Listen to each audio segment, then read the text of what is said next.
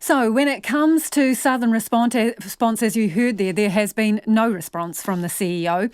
The chair of the board, Alistair James, told Checkpoint a short time ago an appeal is being considered on the High Court judgment handed down on Friday.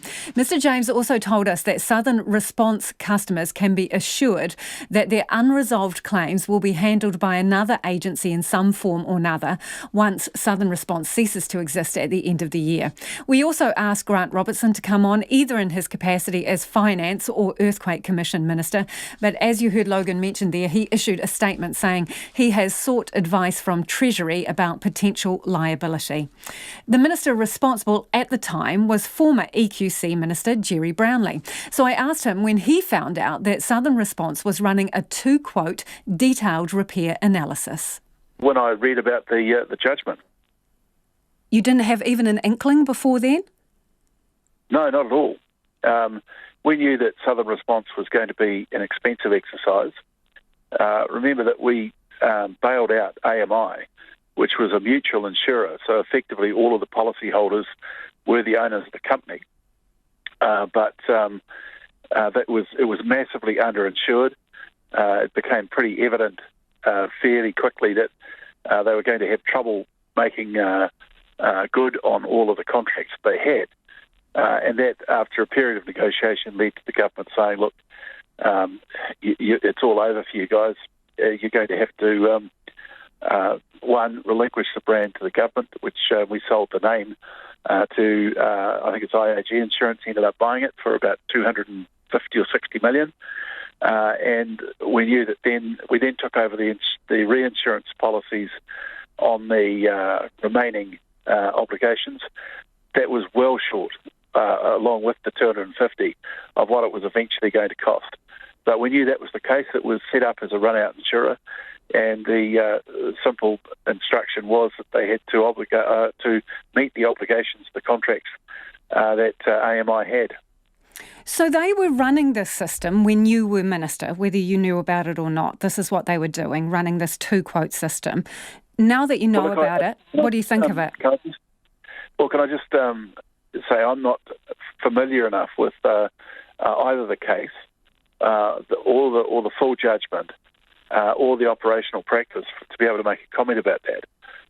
I think, I've read the headlines, if you like, from the judgment from both the defence and prosecution point of view, and I could see some points in both directions. So I'd rather not make a comment about something that was essentially very operational.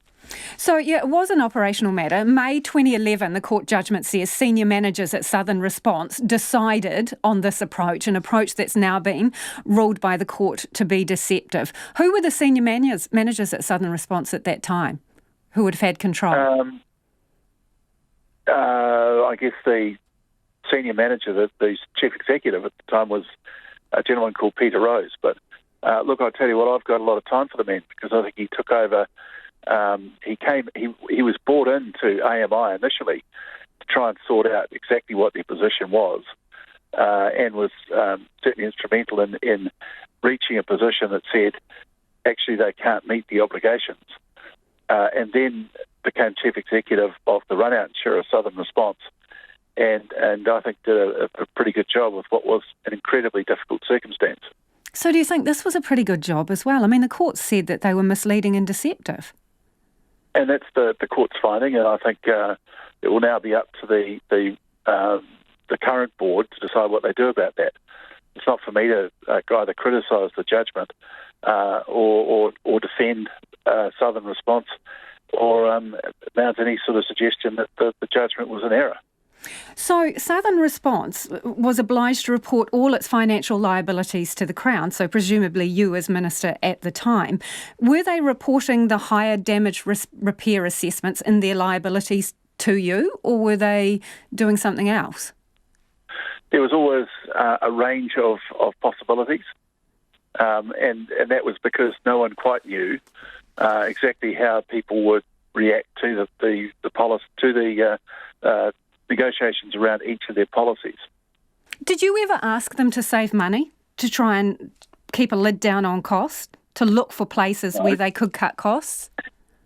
No, we asked them to do the job as quickly, because that was the public demand, certainly from the claimant position, to do the job as quickly as they could.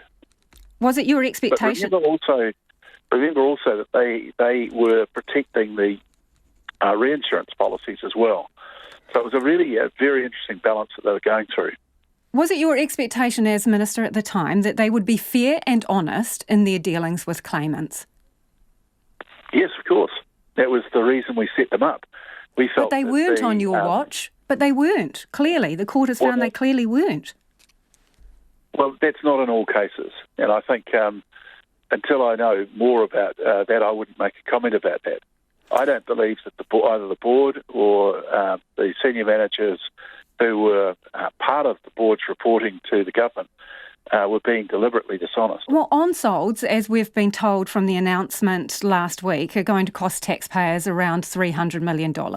And now we've got these assessments also that estimates are saying that'll be another $300 million plus legal costs and interest on top of that. That's a whopping bill. Is that acceptable?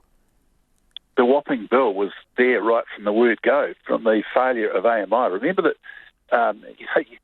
you've got to go back to the fact that people took out insurance with AMI because they were offering what seemed to be very, very competitive rates for insurance. The reality is that they could never, and as time has proved and the event proved, they never provided properly. AMI never provided properly for the extent of the liability that they were carrying. And that's why, in the end, some taxpayers may think it was unfair that they were paying full insurance costs and others were not, but still got the full insurance treatment. So look, it's a lot more complex than you might be. Yeah, I understand. I understand that it is complex, but it's not entirely true to say that those costs were always there, because isn't it the fact that the on-salts are re-repairs, so they're botch-ups? So that's additional costs.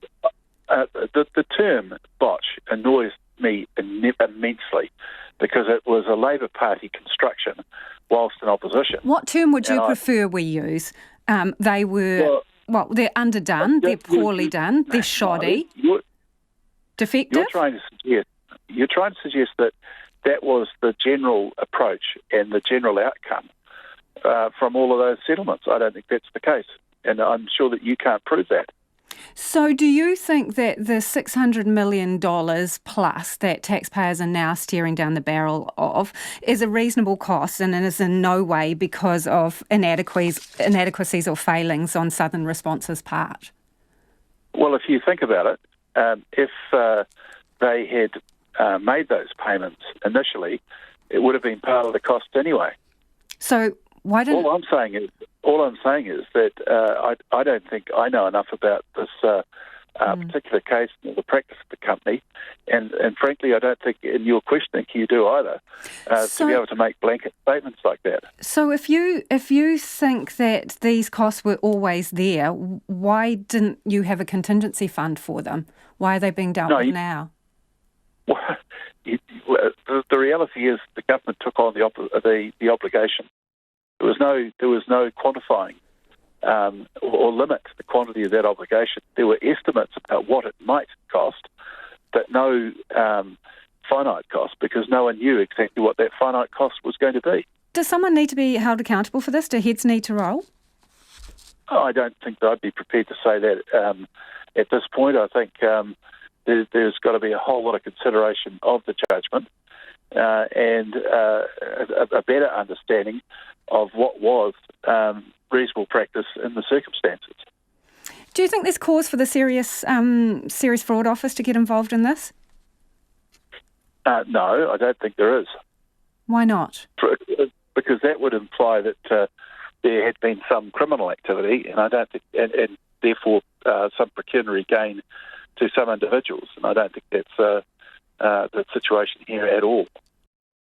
And that's the former EQC Minister Gerry Brownlee.